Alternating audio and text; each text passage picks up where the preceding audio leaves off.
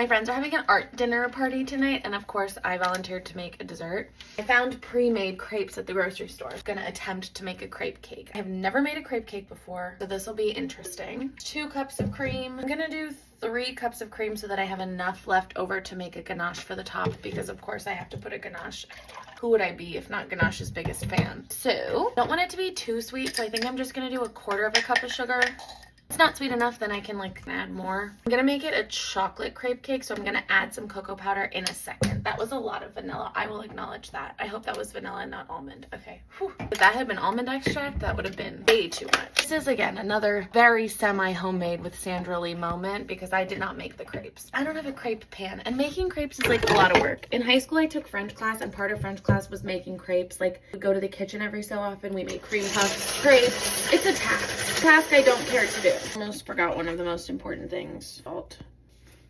Peaking like a little. Those aren't soft peaks. Those are even softer than soft, but I'm gonna add the cocoa powder now. I would measure, but I think I have about 1/4 cup left in here. So sifting it in because I don't want any cocoa lumps, cocoa clumps.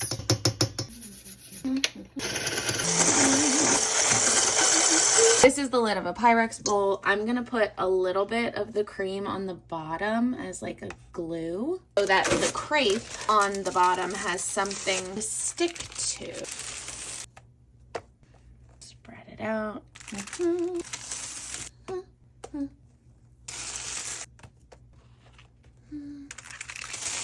I think that's 13 layers of crepes and cream. I'm gonna put it in the fridge while I make the ganache. Heat the last of this heavy cream, 2 dark chocolate bars, cream over the chocolate, cover it up. Okie dokie, let's assess the situation.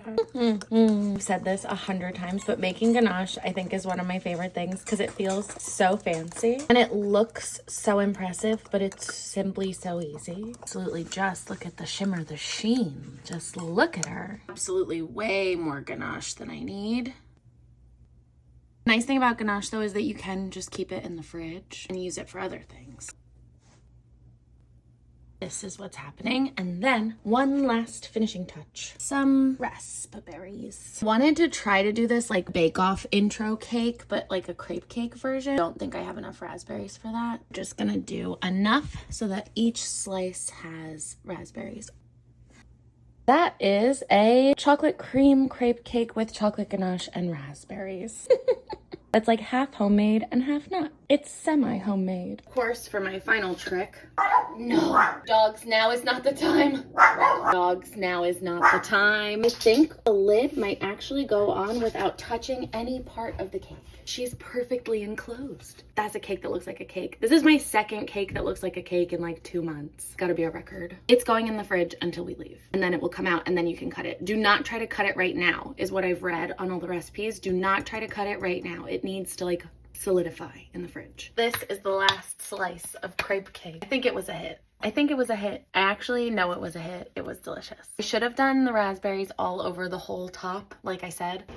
Note to future self, do buy extra raspberries to do raspberries all over the whole entire top. So much layer, so much delicious, so much incredible. I think I will only be making crepe cakes from now on. Even an entire day later, 24 hours later, it's still delicious.